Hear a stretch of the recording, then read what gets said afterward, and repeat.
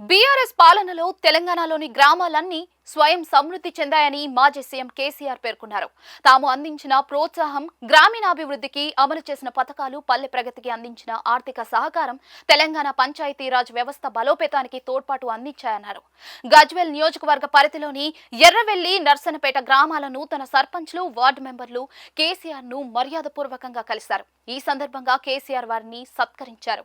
తాను సీఎంగా చేపట్టిన పాలనా సంస్కరణలు దేశానికి ఆదర్శంగా నిలిచాయన్నారు. అన్ని కాలాలు మనకు అనుకూలంగా ఉండవని, కొన్ని సమయాల్లో కష్టాలు వస్తాయని తెలిపారు.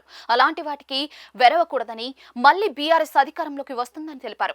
తెలంగాణ పల్లెలకు తిరిగి మంచి రోజులు వస్తాయన్నారు. అప్పటిదాకా ప్రజలు ఎట్టి పరిస్థితుల్లోనూ అధైర్యపడొద్దన్నారు.